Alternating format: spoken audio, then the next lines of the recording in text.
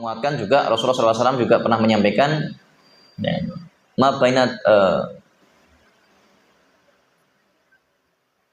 baiti wa minbari raudatun min riyadil jannah. Jarak di antara rumahku dan mimbarku, ma baina baiti wa minbari, ya. Jarak antara mimbarku rumahku, ya, ada jeda ngoten. Kata Rasulullah SAW adalah raudatun min riyadil jannah. Itu adalah taman di antara taman-tamannya surga. Yang kita kenal hari ini kena istilah raudhah. Raudhah itu dulu adalah jarak di antara mimbarnya Rasulullah dengan rumahnya Rasulullah. Kenapa kok itu disebut sebagai min riyadil jannah? Kenapa itu kemudian disebut sebagai taman di antara taman-tamannya surga? Karena dulu Rasulullah itu paling senang kalau ngaji halakoh niku di situ. Jadi dulu tempat majelisnya Rasulullah niku di situ. Jadi setiap ada tempat majelis ilmu itu adalah tamannya surga. Nih. Maka para jemaah sekalian mati Allah, kita itu diberikan nikmat oleh Allah Subhanahu wa taala untuk duduk di majelis ilmu. Itu pertama, kemudian dijadikan kita ini manusia yang sempurna karena kecintaan seorang manusia itu ada pada ilmunya. Dan kedua, kita diberikan kenikmatan berupa taman surga dan kita diharapkan senang di dalamnya. Bahkan Rasulullah SAW kemudian mengabarkan dengan kabar yang lain. Kata Rasulullah, wa majtama'a, barang siapa yang berkumpul kaumun, suatu kaum, fi baitin min buyutillah, di antara rumah-rumahnya Allah Subhanahu wa taala, yatruna kitab Allah, dan kemudian dia membaca kitab-kitabnya Allah atau mengkaji, ya. Wa yatadarasunahu, dan kemudian dia mengaji bainahum, di antara mereka. Ya. Kecuali mereka akan didapatkan apa? Satu, nazalat alaihimus sakinah, diturunkan untuk mereka ketenangan. Maka orang duduk di majelis ilmu itu insya Allah dapat tenang. Dapat tenang. Ayem. Karena di majelis ilmu itu insya Allah orangnya lempeng-lempeng niatnya gitu. Dan kita akan jadi dapat ketenangan karena frekuensi orang-orang yang lempeng niatnya itu. Bahkan kadang-kadang duduk di majelis ilmu itu membuat kita nyaman. Sonok kipase, nyaman, ono seneke, karpet yo enak, silir-silir gitu ya. Sore-sore, insya Allah, terus ngantuk. Tidak apa-apa, Bu. Saya mengizinkan untuk jamaah saya tidur. Nek saya, ya. Karena bisa jadi itu adalah obat. So pengerti di rumah susah tidur. Datang ke majelis taklim bisa tidur, itu nikmat luar biasa. Jadi jenengan kalau pengen dapat obatnya insomnia itu datang ke majelis ilmu. Akeh ngantuk insya Allah. Ya, oh itu bapak-bapak sing do jare angel turu itu buktine kalau sholat Jumat itu begitu imam assalamualaikum langsung tekluk. Jare ngakune angel turu, tapi nek khutbah Jumat iso turu. Berarti itu kan luar biasa ya. Obat terbaik itu adalah di majelis ini. Nazalat alaihimus sakinah. Yang kedua adalah Rasulullah SAW mengabarkan wa wasiyatuhum rahmah, dan Allah akan berikan rahmat. Rahmat itu kata para ulama satu kata yang mengumpulkan seluruh kebutuhan manusia, itu namanya rahmat. Satu kata yang mengumpulkan seluruh kebutuhan manusia itu namanya rahmat. Jenengan hari ini butuh apa? Butuh kesehatan. Kalau Allah kasih panjenengan rahmat, jenengan dapat kesehatan. Jenengan butuh rizki berupa uang. Kalau Allah berikan rahmat kepada panjenengan, maka Allah akan kasihkan rizki dari arah yang tidak disangka-sangka. Jenengan pengen keluarga sakinah mawaddah warahmah. Kalau Allah kemudian kasih rahmat kepada panjenengan, jenengan akan dapat keluarga yang sakinah mawaddah warahmah. Apapun itu namanya, semua kebutuhan manusia itu terangkum dalam satu kata namanya rahmat. Cukup dengan dapat rahmat saja wis, rampung semua. Ya. Maka bersyukurlah, beruntunglah mereka yang punya suami namanya rahmat. Itu siji, itu kabeh. Ya, sudah cukup. Ya. Maka besok salah satu seleksi untuk calon suami, golek sing jenenge rahmat. Itu insya Allah dapat semua. Yang ketiga, kata Rasulullah SAW, orang kalau duduk di majelis ilmu, wahfadhumul malaikatu, malaikat akan mengelilinginya, menaunginya dengan sayap-sayapnya, dan kemudian mendoakan mereka. Doanya dua, Bu. Satu, ya Allah, tolong berikanlah rahmat kepada hambamu ini. Jadi sing ndongake bukan saya, yang ndongake bukan saudara panjenengan, bukan suami panjenengan, bukan sedulur, bukan konco, tapi sinten sing ndongake malaikat. Jenengan ndongake malaikat, bayangkan, ya Allah tolong si fulan ini dikasih rahmat. Doa pertamanya. Doa keduanya malaikat adalah, ya Allah tolong ampuni dosanya. Jadi jenengan duduk begini nih Bu, ada malaikat yang ndongake panjenengan, ya Allah tolong ampuni dosanya si fulan.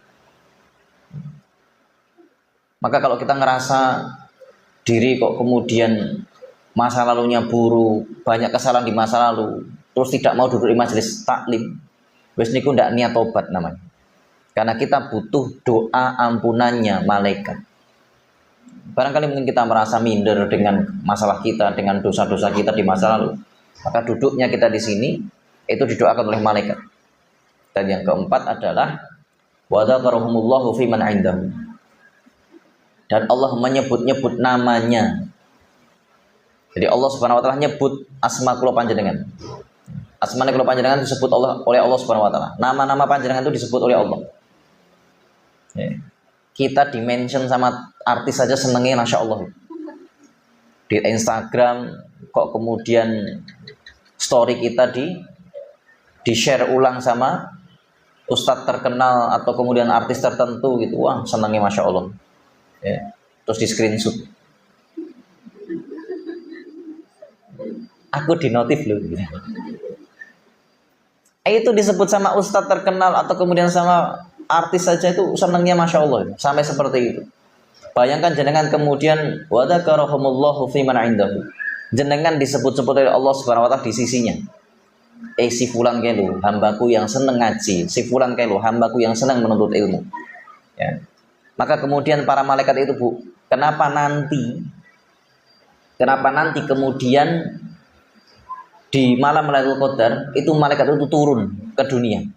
Jadi nanti pas malam Lailatul Qadar itu malaikat turun ke dunia. Salah satu malam yang dinanti-nanti tidak cuma jenengan Bu. Malam Lailatul Qadar itu yang nanti tidak cuma kita kaum muslimin. Yang menanti malam Lailatul Qadar itu ternyata adalah malaikat. Malaikat itu juga nanti malam Lailatul Qadar. Kenapa? Karena di malam Lailatul Qadar itu Allah Subhanahu wa taala memberikan izin kepada para malaikat untuk turun ke dunia. Kenapa mereka turun? Ada urusan apa mereka turun ke dunia? Karena para malaikat itu pengen menemui orang-orang yang selama ini disebut namanya oleh Allah Subhanahu wa taala. Jadi Allah itu kalau jenengan ngaji, itu Allah sebut namanya. Si fulan, fulana, ini seneng ngaji, amalnya ini disebut. Malaikat itu penasaran, endi to sing jenengi si fulan. Saya pengen ketemu. Kok Gusti Allah kok nyebut-nyebut dengan begitu seringnya? Maka ketika malam Lailatul Qadar nanti, malaikat itu akan turun, goleki panjenengan. Endi sing jenengi Tukiyem Saritem, Poniman, Ponijan, itu dicari semua. Itu dicari. Sama malaikat itu dicari. Dan nyarinya mereka kemana Bu? Bukan langsung ke rumah dulu, ndak. Wong mereka tidak tahu alamat panjenengan. Mereka nyarinya kemana? Ke majelis-majelis ilmu. Maka nanti di malam-malam Ramadan, nek jenengan tidak ada di majelis zikir, majelis Quran dan majelis ilmu, khawatir malaikat itu mboten ketemu panjenengan. Karena mereka hanya tahunya bahwa selama ini orang-orang itu disebutnya di mana? Di majelis ilmu oleh Allah. Maka alamat pertama yang akan dituju oleh para malaikat adalah di majelis ilmu. Kenapa lah itu kemudian kita di malam-malam Ramadan disuruh memakmurkan masjid, disuruh iktikaf. Supaya nanti nek pas malaikat turun di malam Lailatul Qadar, ketemu jenengan gampang leng goleki. Gitu. Makanya besok itu begitu start hari pertama Ramadan iktikaf. Kalau dibolehkan sama suami. Ya, atau nek perlu suaminya diajak. Arep apa? Ngenteni malaikat. Wes janjian. Itu. Jadi malaikat itu menanti Bu ketemu jenengan. Ya. Jadi itulah malam Lailatul Qadar. Ya. Itu yang kemudian menjadi penting. Maka kemudian kalau kita napa niku namanya dapati di Al-Quran itu nanti Allah akan sebutkan itu bahwa orang-orang yang kemudian mau mengisi malam-malam dengan i'tikaf di masjid, ya, itu mendapatkan kebaikan-kebaikan dari Allah Subhanahu wa taala. Salah satunya adalah dikunjungi oleh malaikatnya Allah Subhanahu wa taala. Kemudian teman-teman yang dirahmati Allah, para jamaah sekalian, duduk di taman surga itu juga kemudian, duduk di masjid ilmu itu juga kemudian akan menjadikan kita menjadi orang-orang yang bertambah kebaikan. Sebagaimana Rasulullah SAW juga menyebutkan dalam hadisnya, "Mayyidillahu bi khairan yufaqihu fiddin." Orang kalau mau dibaikkan oleh Allah, yang pertama kali dipahamkan adalah bab urusan agama. Ya. Jadi ketika kita duduk di majelis ilmu, bertambah ilmu kita, maka bertambah kualitas kebaikan kita. Orang itu kalau sudah duduk di majelis ilmu, kudune beda dengan yang lain, harusnya beda dengan yang lain. Dan itulah kemuliaan kita. Jenengan duduk sama orang yang tidak pernah ngaji, ya, pasti akan merasakan, alhamdulillah saya pernah ngaji. Tapi bukan berarti untuk merasa lebih baik loh, bukan.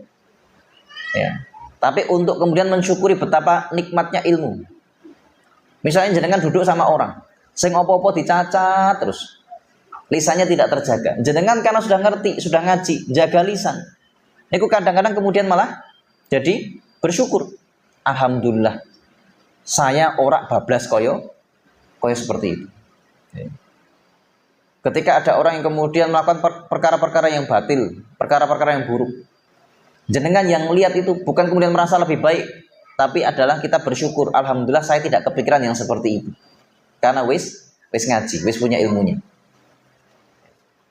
Yang penting tidak merasa lebih baik. Untuk mensyukuri betapa ilmu itu sudah mengubah kita jauh.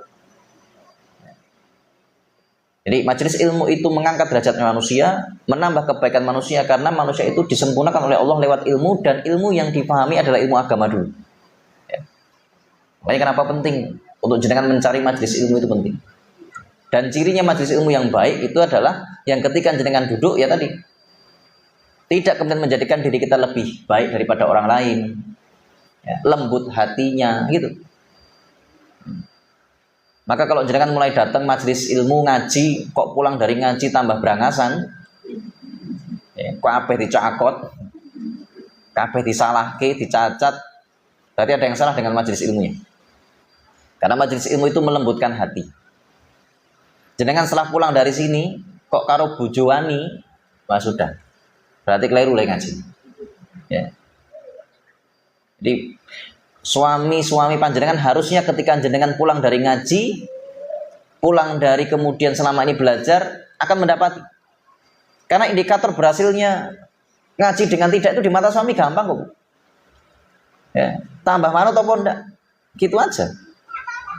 Coba jenengan pulang setelah sekian lama ngaji, setiap kali di rumah, terus jenengan kok tambah rewel, ya, tambah nganyel ke, tambah bangkang.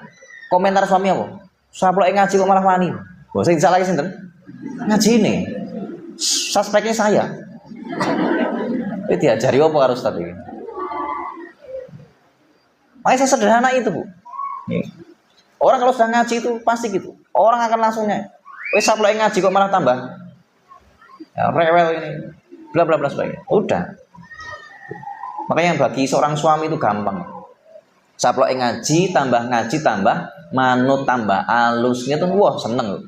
Jangan ajeng napa pamit ngaji teng Banyuwangi to dijinke mesti. Sono sisan sing lunga tuh gitu. Maksudnya ilmune ben tambah akeh ngoten lho. Ya. Maksudnya ilmunya tambah akeh. Siapa ngerti makin jauh makin banyak ilmunya. Oh, itu suami akan mengizinkan. Tapi kalau jenengan setelah ngaji kok tambah susah diatur, ya. Semuanya jadi terbengkalai, semuanya jadi buruk, semuanya udah pasti ngajinya akan jadi masalah. Maka Bu, ya, bagi seorang istri setelah panjenengan ngaji, ya, tambah lembut lisannya, hatinya, perangainya lebih baik. Insya Allah jenengan akan semakin diridhoi untuk belajar. Maka pada sore hari ini kita coba mengkaji kenapa sih orang-orang itu kok harusnya setelah dia ngaji itu baik.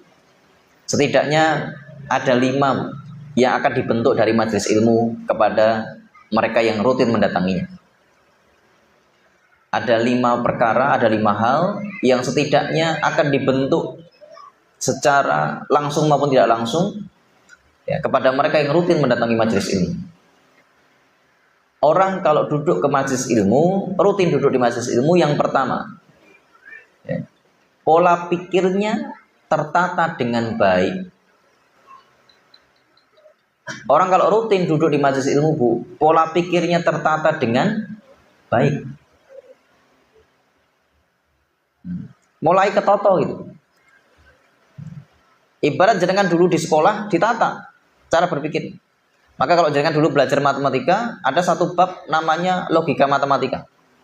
Ya, ingat ya. Dulu pas waktu belajar matematika itu ada satu bab judulnya logika matematika. Kenapa kok sebelum belajar matematika kita belajar logika matematika? Ya ben pola pikirnya urut.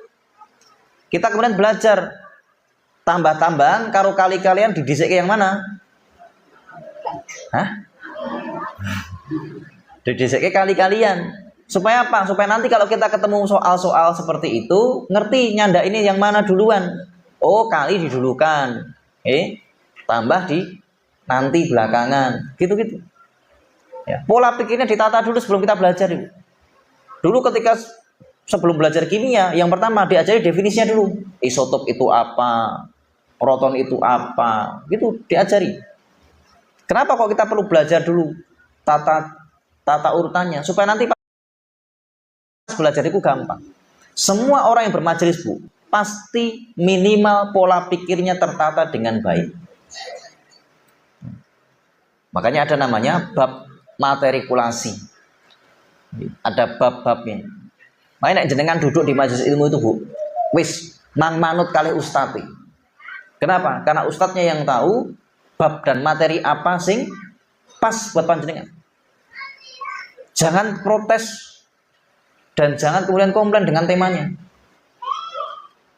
Duduk-duduk datang-datang, alah ngaji ini kayak gini. Ustaz, mbok pisan-pisan perbandingan madzhab.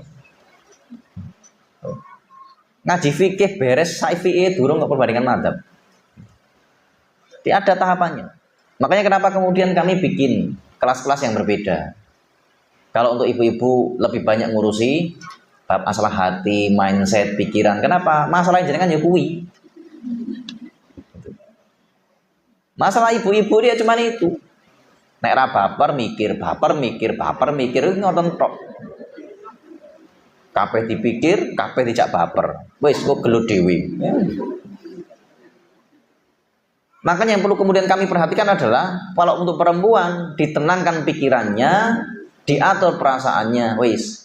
Nanti jenengan pengen kemudian rotok abot sithik, datang yang Selasa malam ngaji kitab urut dari bab 1, bab 2, bab 3. Gitu. Ya, nanti ada lagi kita susun macam-macam satu persatu.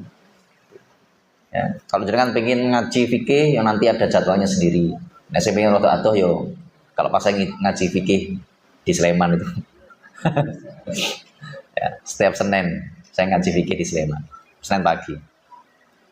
Terus gitu. Ada tahapannya masing-masing dan itu menentukan. Makanya para guru itu ngelihat muridnya itu pas belum. Disuapi-suapin apa dulu? Disuapi-suapi apa dulu? Karena untuk membentuk pola pikir dulu. Ya. Para ayah juga begitu. Kalau mau ngajari istri itu ya sama. Jangan ujuk-ujuk diajari istri itu kon manut terus. Ya harus ada tahapannya. Makanya pentingnya seorang suami, seorang ayah ngajari itu perlu matrikulasi itu begitu. Ini pentingnya kenapa kok jenengan perlu didik anak-anak ke pondok, ke sekolah, pesantren. Ya karena mereka nanti akan menjadi seorang ayah, menjadi seorang suami. Dan ketika mereka punya pola pendidikan bagus. Fatalnya sekarang adalah tidak semua suami atau semua ayah punya kurikulum mendidik keluarganya. Ngerti nih mulih dilatini, ya, kabeh kon manut, ya, sudah, gitu dok. Dia tidak pernah kemudian mendidik istrinya dengan pola pikir yang benar, tidak pernah didik anaknya dengan tahapan yang tepat. Ya. Terus ngerti itu ono ujuk-ujuk ono suara, wis gede mikir dewi. Berapa banyak kalimat kayak itu? Ada enggak? Sering toh dengar dari para ayah, para suami, wis gede mikir dewi. Loh, piye lar mikir kalau enggak pernah diajari? Maka pentingnya tahapan-tahapan itu penting. Ya. Inilah pentingnya memilih seorang suami. milih seorang calon suami yang belum, itu penting untuk disitu. Dia punya kurikulum enggak? Maka para ibu nanti kalau anak perempuannya dilamar, jangan cuma dilihat witing tresno saka jumlah yang rodo. Tahu? Witing tresno saka jumlah yang rodo. Mungkin nek sing nggawa truk berarti akeh. Rodone luwih akeh niku padahal. Rodone loro, rodone itu nantilah next.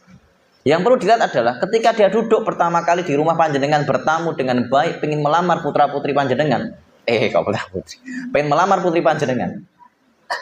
Maka yang perlu ditanya adalah, Mas, kamu punya kurikulum apa nanti untuk didik anak saya dan calon anak-anakmu?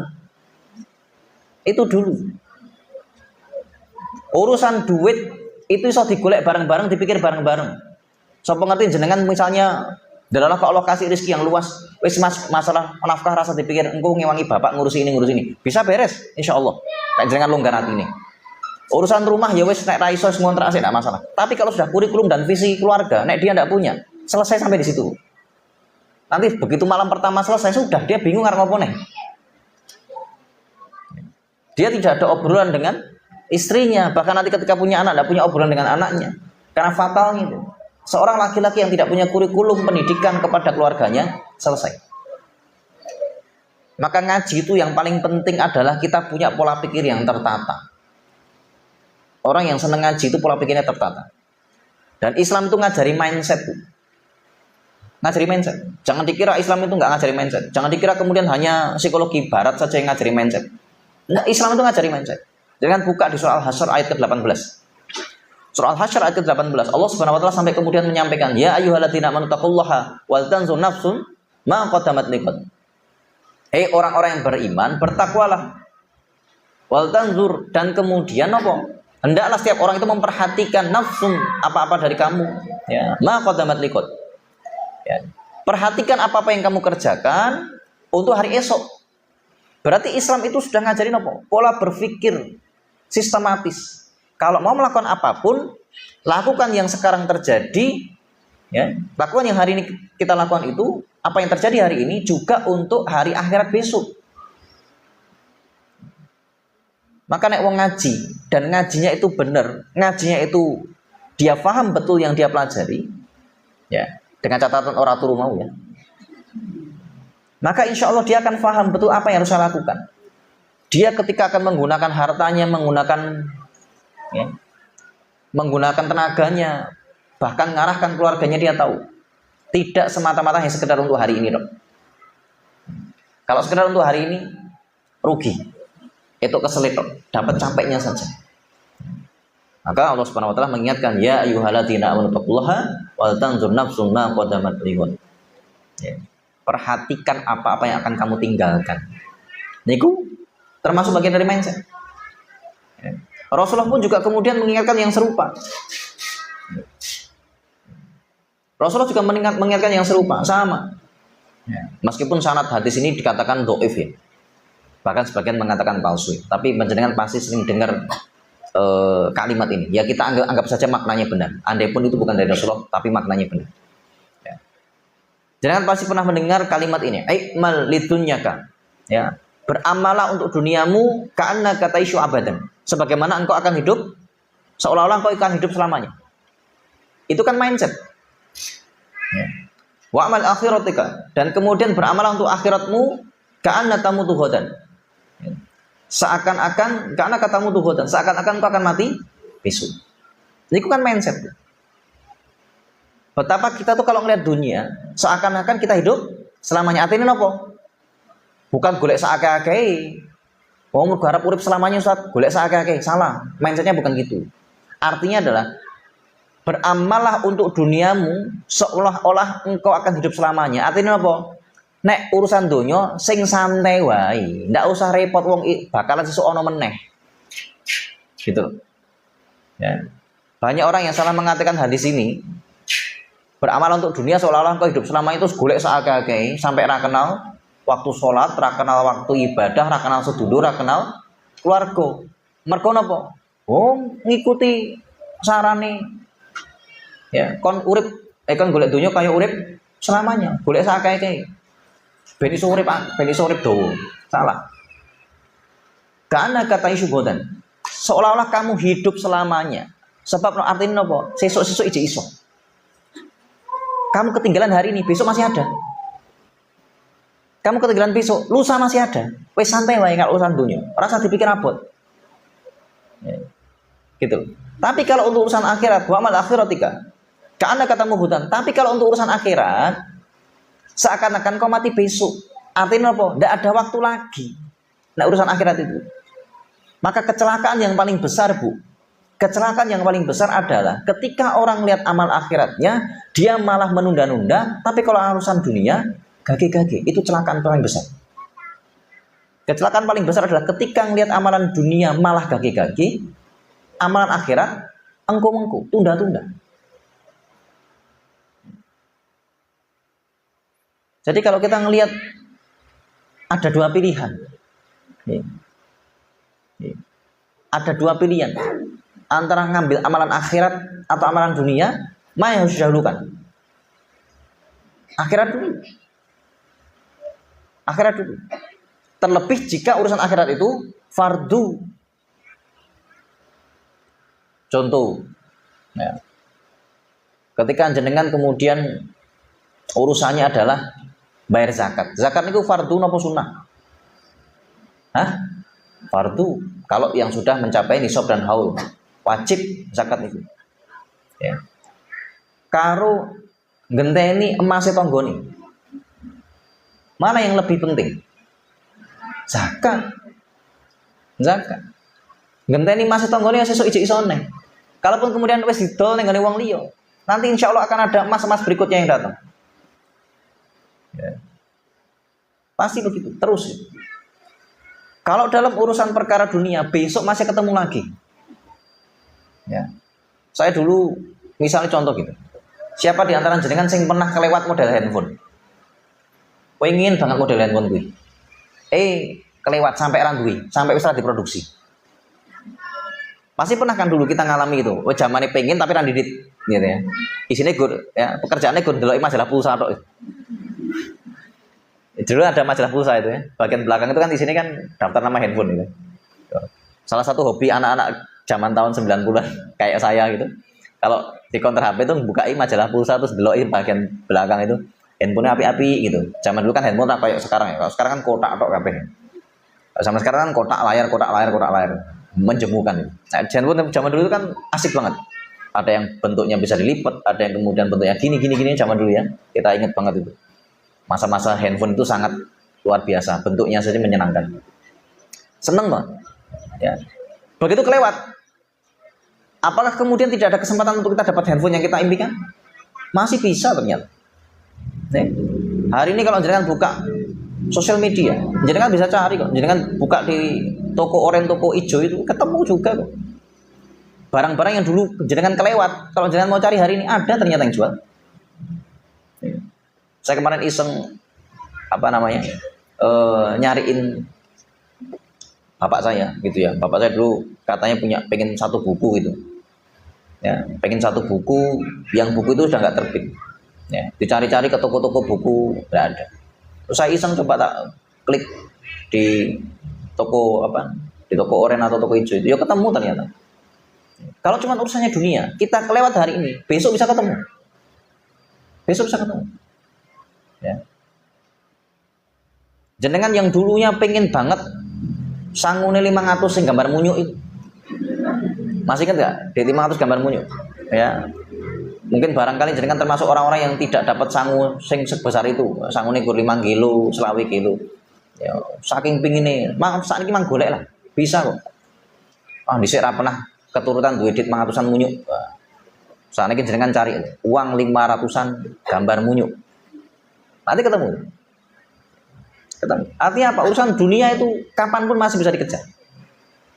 Tapi kalau urusan akhirat, ya, jenengan kelewat, bisa jadi itu ada kesempatan terakhir. Ya. Banyak orang yang kelewat dengan urusan akhiratnya, ternyata itu adalah urusan yang terakhir. Itu adalah waktu yang terakhir. Betapa banyak orang yang Ramadan tahun lalu bercita-cita, sesuk tahun ngarep Ramadan aku tak luwih apik. ternyata belum sampai Ramadan sudah meninggal. Maka kalau sudah urusan akhirat jangan pernah ditunda. Itu mindset itu. Dan Rasulullah mengajarkan itu. Islam mengajarkan urusan akhirat itu penting. Makanya itu salah satu mindset dalam Islam itu. Itu yang pertama. Orang kalau sudah duduk di majelis ilmu tertata pola pikirnya. Pola pikirnya tertata dengan baik pasti. Yang kedua, orang kalau terbiasa duduk di majelis ilmu, arah hidup tujuannya tetap jelas. Arah hidup tujuannya tetap jelas. Sehingga tidak akan berubah. Wong dilengke terus kok. Dilengke terus, diingatkan terus menerus, maka arah hidupnya jelas, tidak akan berubah. Karena dia pola pikirnya sudah benar, mindsetnya sudah benar, otomatis tahu skala prioritas. Mana yang harus didahulukan, skala prioritas. Dan setiap waktu diingatkan, setiap waktu diingatkan, setiap waktu diingatkan. Maka jangan bosan kalau di majelis ilmu kok diingatkan tentang bab masalah syukur, di awal-awal disuruh sholawat. Bagi yang laki-laki kemudian setiap Jumat disuruh untuk bertakwa kepada Allah, ittaqillah, ya, bertakwalah kepada Allah Subhanahu wa taala. Kenapa kok perlu diingatkan terus-terusan? Supaya kita tidak geser. Dan itulah pentingnya majelis ilmu. Meskipun mungkin materinya sama, temanya sama, poinnya sama, tapi itu untuk mengingatkan kita. Manusia itu kalau nggak diingatkan, lupa. Ya, wong manusia itu tempatnya salah dan lupa. Wong sing dielingki saja masih lupa. Apa mereka tidak dielingki? Sehingga salah satu bentuk ngapunten nggih, saya tidak nyinggung, tapi nyindir. Salah satu bentuk tidak seriusnya bermajelis ilmu adalah boten beto catatan.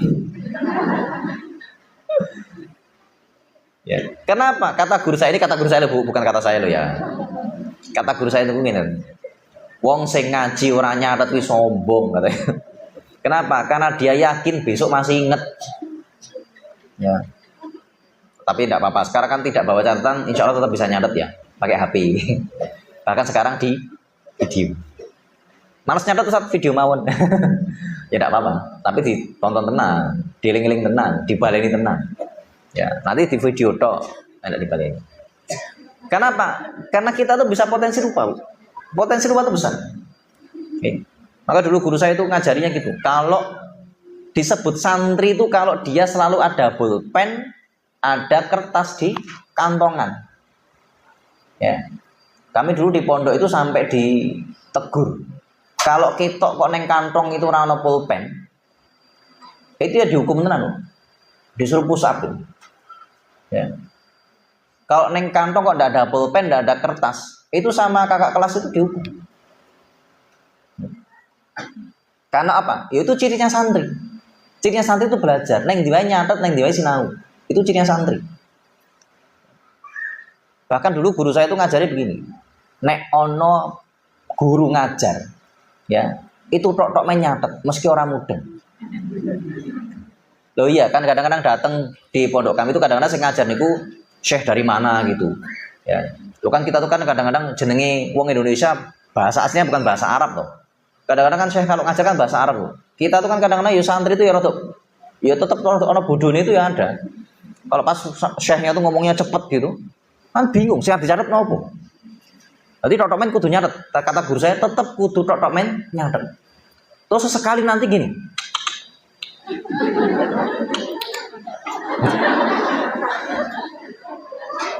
Loh ya, ben ketok-ketok mudeng. Jadi dulu guru saya ngasih tips gitu. Nek ono guru sing ngajar, tok-tok men nyatet meski orang mudeng. Yang kedua, sesekali takjub. Masya Allah. Ya, meski orang mudeng gitu. Untuk apa? Ngormati, ngejeni saya ngajar. Kok saya ngajar kan, wah dia muridnya serius tenan gitu. Akhirnya saya ngajar tambah semangat. Wah tambah ramudeng gak dia saya ngajar. Tambah cepet. Dia enaknya tambah semangat beliaunya ternyata. Wah tambah ramudeng saya ngajar. Ya wis, enggak apa-apa. Tapi kan kita ngasih pahala orang seneng tuh hati ini, minimal gitu. Jadi jenengan nek Mas ngaji dengan saya itu tomen gitu. Jangan ke saya lah. Ya. Daripada saya ndelok jenengan terus. Ya, terus mangap, ngowoh gitu. Netes pula. Nah, ya. Nah, hiburan saya itu jenengan, hiburan jenengan ya saya. Jadi kita sama menghibur gitu. Jadi hiburan saya itu jenengan ngajar itu yang delok jenengan itu. Terus hiburan jenengan ya delok saya wis padha to. Jadi ngajine rasa wae gitu. Delok-delokan. Ya. Jadi ya itulah. Ya ngasih itu hiburan gini aja. Ya. Jangan itu kan butuh healing tuh. Nah, healing tempat tuh. Healing terbaik itu ya majelis ilmu aja wis. Jangan harus rasa bayar tuh. Ora ono HTM ya. Jangan pengen foto ya foto kayak Mbak Dona wis. Ya. Tinggal cari hotspot tempat-tempat spot yang bagus. Besok kita bikin spot-spot yang bagus Pak. Ya foto.